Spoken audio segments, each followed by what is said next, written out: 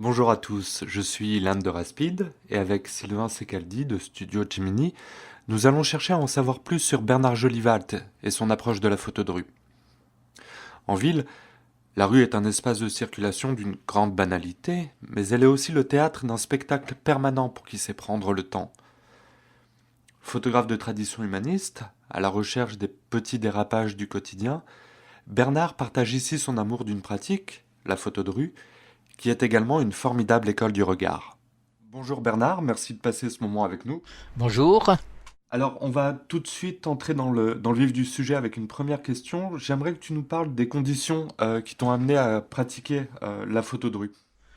Alors la rue, ça a toujours été mon univers, c'est-à-dire que quand j'étais gamin, je jouais dans la rue. Je dirais comme tout le monde, à l'époque c'était plus facile, il y avait moins de circulation, il y avait plus de liberté et tout. Et le jour où j'ai commencé à m'intéresser à la photo, pour relativement jeune, comme beaucoup d'entre nous d'ailleurs, je pense, il m'a paru évident que l'appareil photo était fait pour la rue. C'était une espèce de couple qui allait de soi. Donc je me promenais dans la rue avec mon appareil et en fait je faisais de la photo de rue sans savoir que ça en était, tout simplement parce que le terme n'existait pas à l'époque. C'est-à-dire qu'à l'époque, on faisait du reportage, on faisait de la mode, n'importe quoi, mais le terme photo de rue est quand même arrivé très très récemment. Donc quand il est arrivé, je me suis rendu compte que j'en faisais depuis très longtemps. Et est-ce que tu peux nous en dire un peu plus sur ton parcours de photographe? Oui, alors c'était un peu tortueux comme trajet puisque j'ai fait de la photo de rue sans trop savoir de quoi il s'agissait.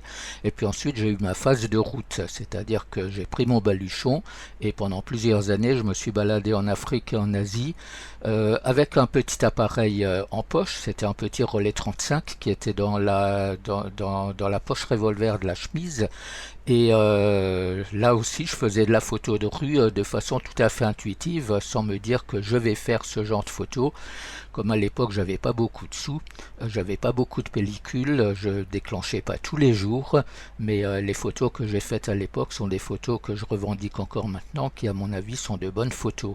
Après, j'ai professionnalisé la photographie quand je suis rentré définitivement en France, et la photo de rue, évidemment, c'est de nouveau inscrite comme une pratique, comme une autre, comme le reportage que je faisais, des photos un peu en tout genre. Alors, un photographe de portrait s'intéresse à la personne, un photographe paysagiste va s'intéresser au décor, urbain ou naturel, un photographe animalier va s'intéresser à la faune. À quoi s'intéresse un photographe de rue? Alors, il s'intéresse aux gens. C'est-à-dire qu'il s'intéresse aux gens qui sont dans la rue.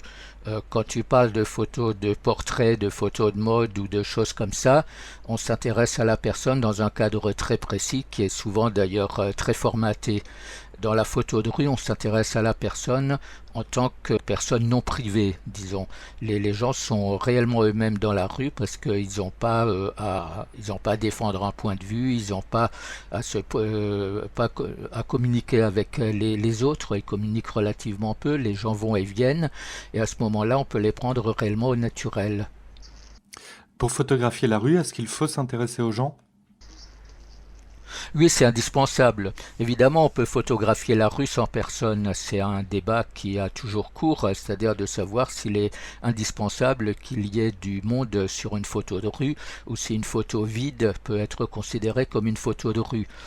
Dans ce cas précis, je pense que oui, dans la mesure où on voit la trace en fait que laissent les gens, que ce soit sous forme d'urbanisme, de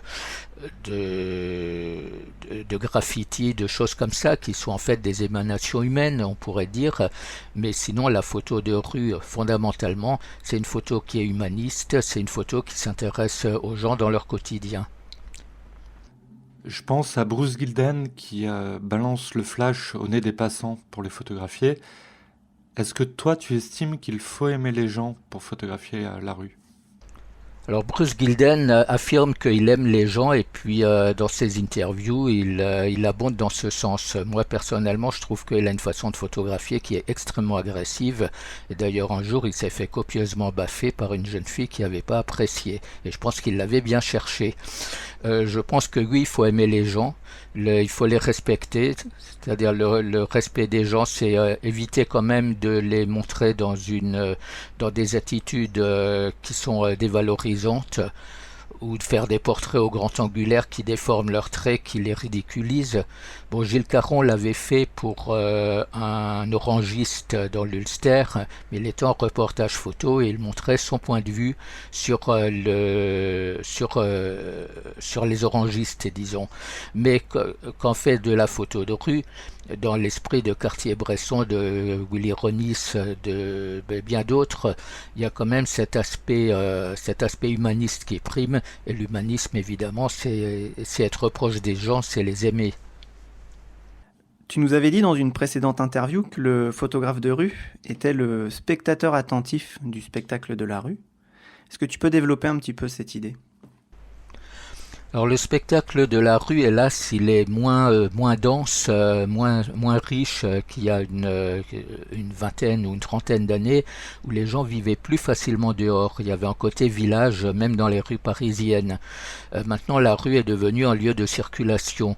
Donc les opportunités sont parfois un peu plus rares, mais elles ne sont heureusement pas absentes. Et donc on observe en fait un spectacle, je pense d'ailleurs Gary Winogrand y a fait allusion lui aussi, en disant que la rue est un inlassable spectacle où on va un peu comme au cinéma. Quand on ouvre les yeux, on est au cinéma.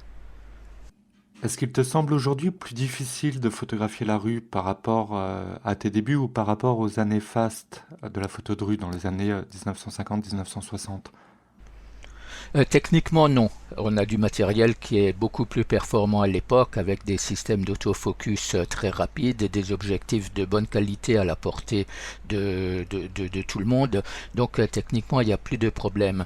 En fait ce qui à mon avis parasite et je dirais même pervertit la photo de rue actuellement, c'est cette tendance qu'il y a à judiciariser absolument toutes les pratiques.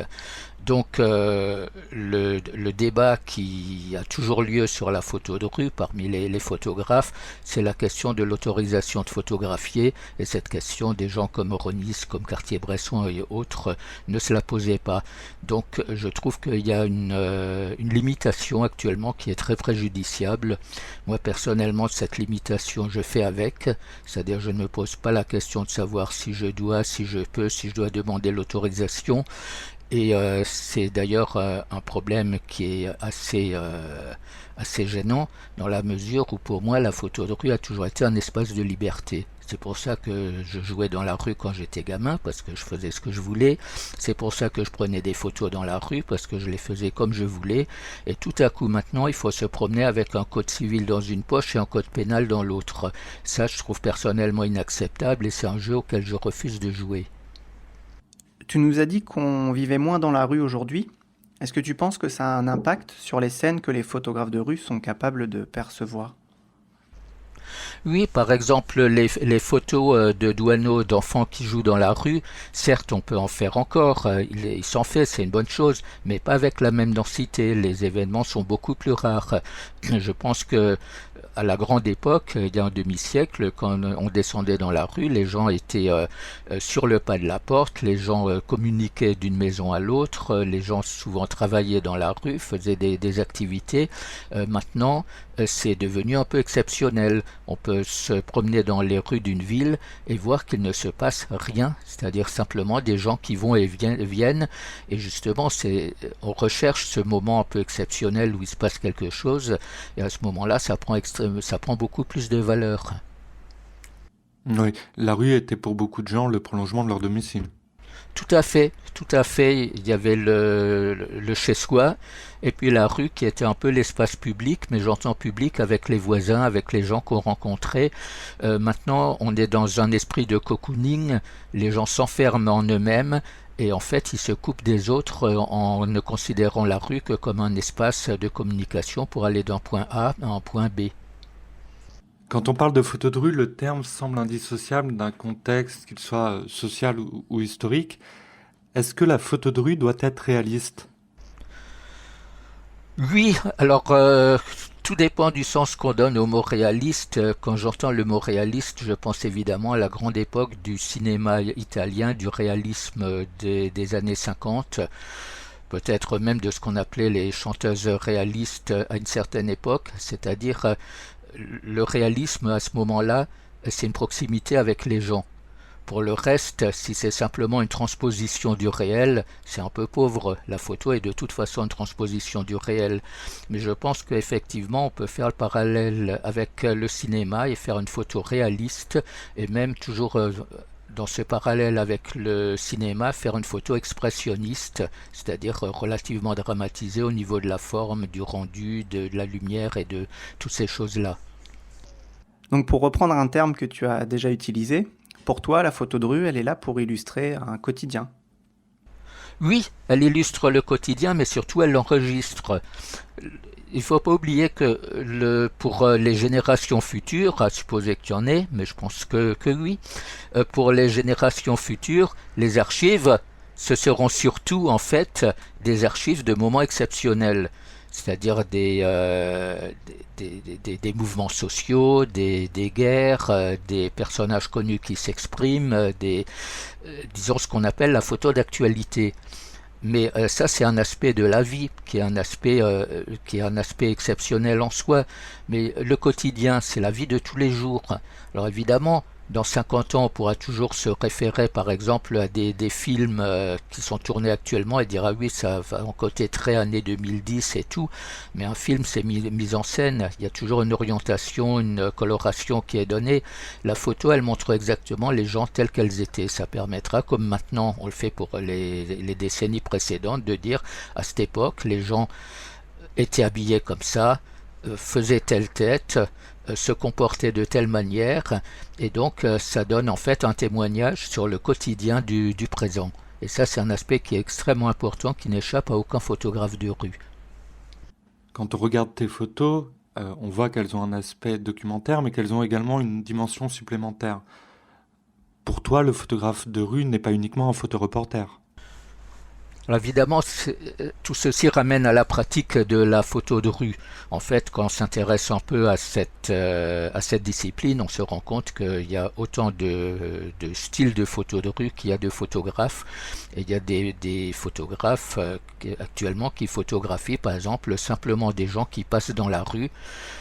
Certains savent le faire avec beaucoup de talent, en jouant sur les attitudes, la couleur, sur des aspects de ce genre. Photographier simplement les gens qui passent, ce n'est pas mon truc. C'est-à-dire que je laisse ça à d'autres qui le font avec talent. Moi, ce qui m'intéresse, c'est un peu le petit moment exceptionnel, le petit moment décalé, le petit dérapage dans la photo de rue. Donc, quand je dis que je fais de la photo de rue, je fais une certaine photo de rue. À charge pour d'autres photographes de voir autre chose. Il y a des choses dans la rue qui m'échappent. Par exemple, je n'ai pas le sens des rapports de couleurs, je n'ai pas le sens des vêtements, c'est pas mon truc. D'autres photographes verront ça.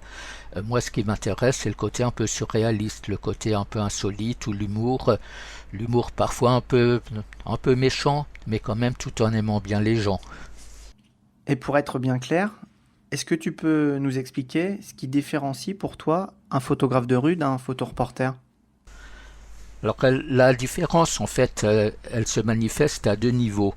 C'est-à-dire que le photographe qui est le photoreporter, disons, est censé relater un événement en images.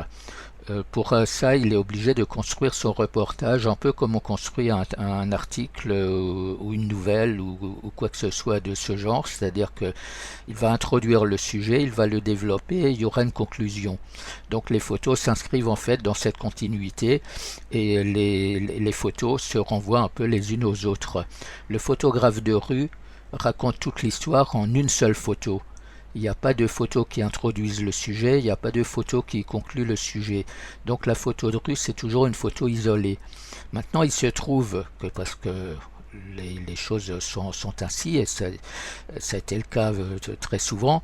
Dans un reportage photo, il peut y avoir des photos qu'on peut considérer comme des photos de rue.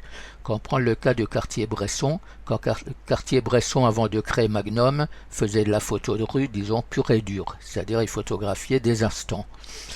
À partir du moment où il a créé l'agence Magnum avec ses amis, il fallait répondre à une sorte de cahier des charges, c'est-à-dire faire des reportages qui se tiennent. Mais dans ces reportages, on peut extraire des photos qui sont en fait des photos de rue. Donc il n'y a pas une coupure réellement nette entre le reportage et la photo de rue, sinon le fait que le reportage c'est un ensemble de photos, la photo de rue c'est une photo isolée. Tu parlais d'Henri Cartier-Bresson, et c'est vrai que quand on pense photo de rue, on pense immédiatement à cette photo de tradition humaniste. Qu'est-ce qu'il reste aujourd'hui de cet héritage? Alors, le reproche que je pourrais un peu faire à certains photographes de rue actuels, enfin reproche n'est peut-être pas le mot, mais c'est une espèce de passéisme, c'est-à-dire un retour chaque fois au grand maître, donc le recours au noir et blanc, le recours au cadrage définitif, une manière de voir les choses, c'est-à-dire on fait du Cartier-Bresson. Or Cartier-Bresson, il a eu son temps, il a marqué son époque, mais je pense qu'il faut quand même se tourner vers l'avenir, essayer de trouver d'autres manières de faire de la photo de rue, et heureusement des photographes le font.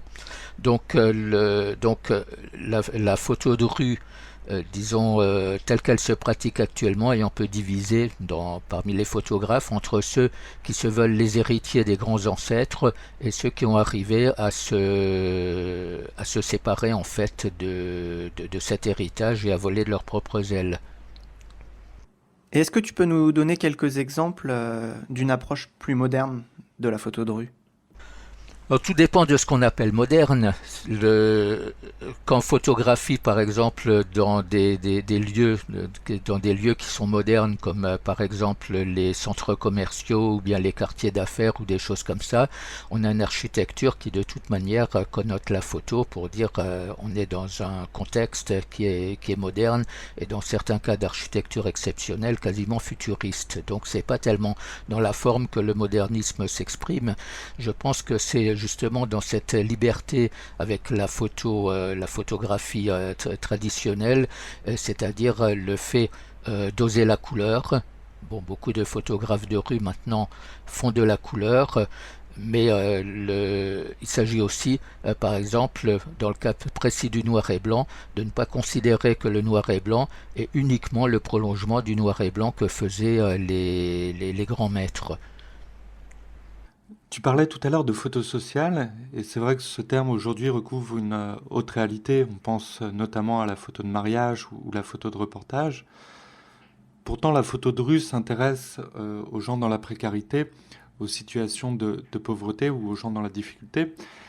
Est-ce que la dimension sociale est toujours importante dans la photo de rue actuelle? Alors, sur le terme social, il y a eu un peu une perversion du terme. Il est vrai que maintenant, quand on parle de photo sociale, c'est évidemment la photo de mariage, la photo du portrait d'enfant et tout simplement parce que le terme social est pris dans le sens société, c'est-à-dire de la photo qui concerne la société, le mariage et la famille. Il y a un sens politique au terme, c'est-à-dire qu'à partir du moment où on prend le sens social dans le sens politique, la vision est tout à fait différente. Ce qu'il y a, c'est qu'on ne peut pas parler de photo sociale A et de photo sociale B. Moi, je serais plutôt d'avis de parler de photo sociologique. D'ailleurs, on peut considérer que le photographe de rue est une sorte de sociologue de ce qui se passe autour de lui.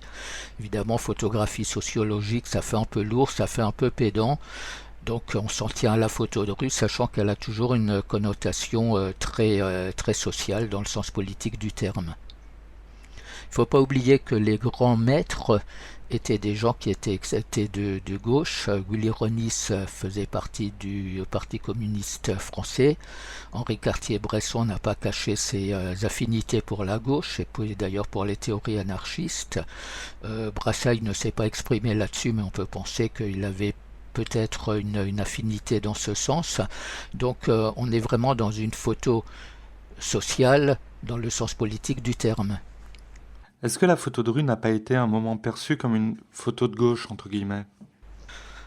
C'est un procès qui avait été fait en mai 68. Il y avait eu des gens pour dire est-ce que Cartier-Bresson fait de la photo bourgeoise ou pas.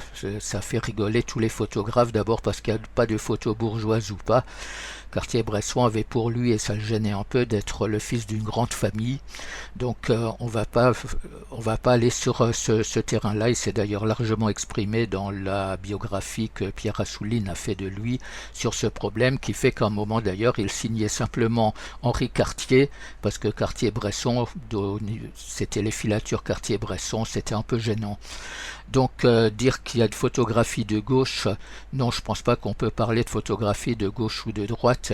Il y a une sensibilité des photographes. Il est vrai que on verra bien dans la manière de photographier si un photographe a une fibre qui est plutôt socialisante, dans le terme social du terme, je ne parle pas socialisant dans le sens d'un parti socialiste ou d'un parti quelconque, et puis un photographe qui a par exemple une façon de photographier plus condescendante. Je ne sais pas si on peut parler par exemple de photographie de gauche qu'en photographie des people. C'est tout à fait... Or, qu'en photographie le commun du mortel, est-ce que c'est forcément de la photographie de gauche? Je pense qu'il ne faut surtout pas tomber dans ce travers. Il y a une photographie, il y a une sensibilité du photographe qui, lui, peut choisir d'exprimer cette sensibilité ou de ne pas l'exprimer. Mais je pense qu'il faut vraiment se garder des étiquettes parce que la photographie de rue est déjà bien assez enfermée dans le carcan des problèmes légaux de droit à la photo et tout. Si en plus on colle une surcouche politique, alors là on s'en sortira plus. Tu parlais tout à l'heure de photoréaliste, et même en parlant de ta pratique d'approche surréaliste, est-ce que tu peux nous dire ce que tu recherches plus spécifiquement, toi, dans la photo de rue?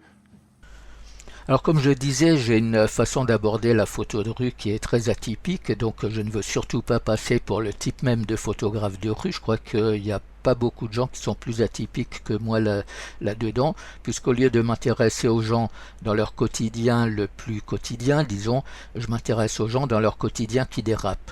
C'est-à-dire une...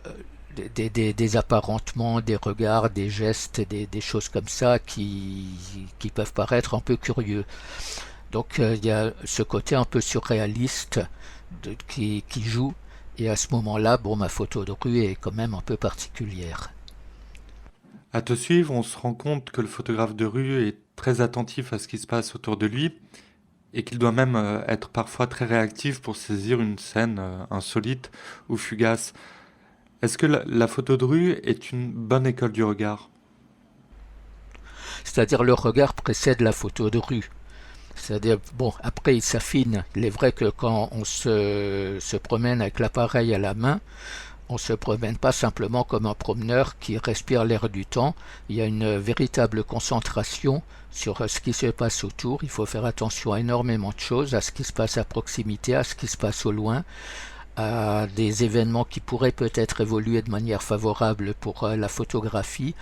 Donc il ne s'agit pas simplement d'être présent, il y a un travail d'élaboration qui est permanent, et la photographie de rue, en fait, quand elle est faite sérieusement, entraîne une très très grande dépense nerveuse.